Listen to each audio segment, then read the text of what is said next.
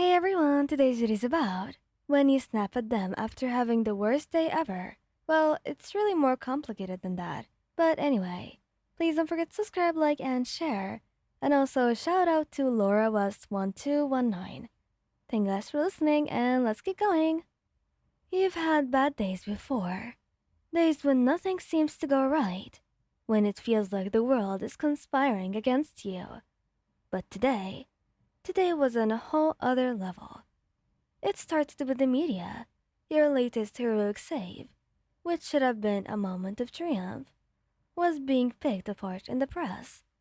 You had saved lives, yet reporters criticized your methods. The headlines twisted everything, and by mid-morning, you couldn't scroll through your phone without seeing an article accusing you of recklessness. Reckless?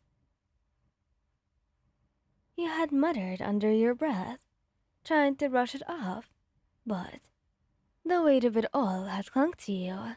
And the reporters, they wouldn't stop following you around. Every corner you turned, there was another one, flashing cameras in your face, shouting questions that just made your head pound. It didn't help that on patrol, some jerk thought it was okay to grab your butt as you passed him. Hey, watch it! You had yelled, your face burning with anger and humiliation. His friends had laughed, like it was all some big joke. Then you had spilled your coffee, the only comfort that you had planned for your day, right down the front of your uniform, scalding hot and making you curse loudly in frustration. Nothing had gone right. Absolutely nothing. All you wanted now was to get home, kick off your boots, and collapse into bed. You didn't even care about dinner, cleaning, or anything else. Just peace. You needed peace. But when you finally dragged yourself through the door of your shared apartment, the sight that greeted you made your heart sink. The kitchen looked like an absolute war zone. Flour was scattered all over the counters, remnants of what you could have only guessed was supposed to be dough stuck to the walls. Pots and pans clattered noisily as Bakugo stood near the stove, glaring down at something that was definitely burnt. Meanwhile, Kirishima was on the other side of the kitchen, covered in what looked like tomato sauce. He was laughing as if the mess was some kind of grand victory. "Oh babe, you're home," Kirishima called out, his face lighting up. He waved, splattering even more sauce onto the floor. "We're making dinner." Bakugo turned at the sound of Kirishima's voice, his scowl deepening. "Finally.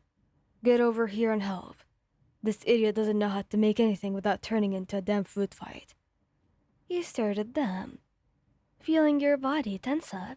Your mind, still foggy with the events of the day, couldn't process the chaos in front of you. All you wanted to do was to relax, to have one moment of peace. But instead, you were met with more disorder. Your voice faltered as you took in the destruction. What the hell are you two doing?" "We're making dinner," Kirishima said again, so cheerful, as if the disaster around him wasn't a big deal. It was supposed to be a surprise, but Bakugo got competitive, and I'm not the one who thought it'd be funny to throw things around. Am I? Bakugo snapped, crossing his arms over his chest. He shot a glare at Kirishima. "Just shut up and help us clean this shit up, will you?" That's when you snapped. "Help? You want me to help?" Your voice rose. "I've literally had the worst day ever, and I just wanted to come home and relax. And now, I walk into this disaster, and you want me to help? Are you kidding me?" Kirishima's face fell instantly, his eyes eyed, as he realized how upset you were. Bakugo, always quicker to react, narrowed his eyes, but he saw a flicker of concern in his gaze. "Look, we were just trying to," Bakugo began, but you cut him off, your voice trembling with the weight of everything. "No, you don't get it. The media's been hounding me all day." twisting everything I did. Some creep grabbed me on patrol, and then I spilled my coffee everywhere.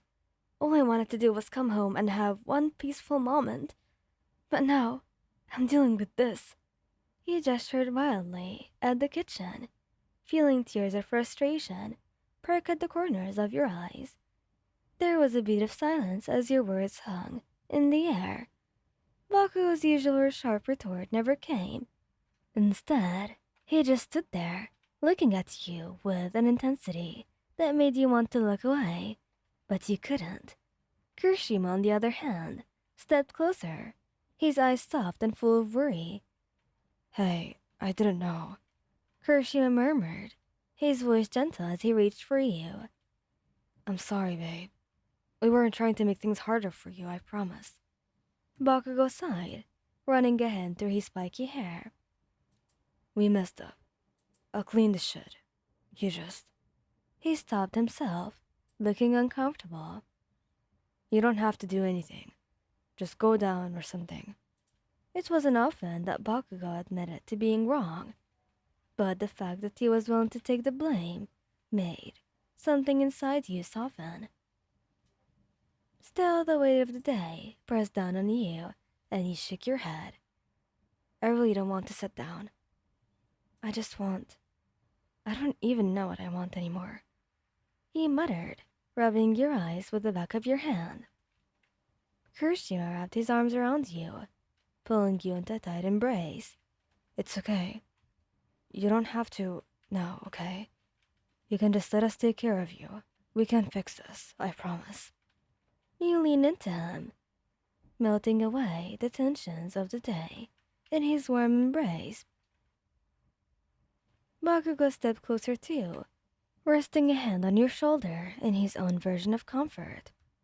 "We're not dealing with this shit alone," Bakugo said quietly, his voice softer than usual.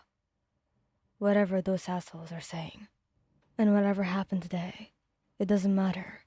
You did your job, and you did it well. Screw the media.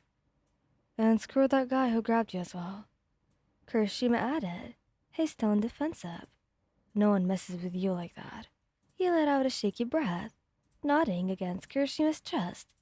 The anger and frustration were still there, but with them by your side, it felt a bit more manageable.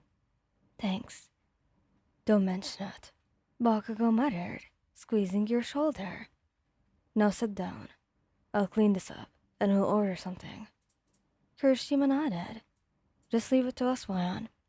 You just take a break." He managed a small smile, and then he watched them both turn their attention to the kitchen. And as you sank into the couch, finally able to take a deep breath, you realized that maybe the day wasn't a total loss after all. Thank you guys for listening. I hope you liked this video. Please don't forget to subscribe, like, and share. And goodbye!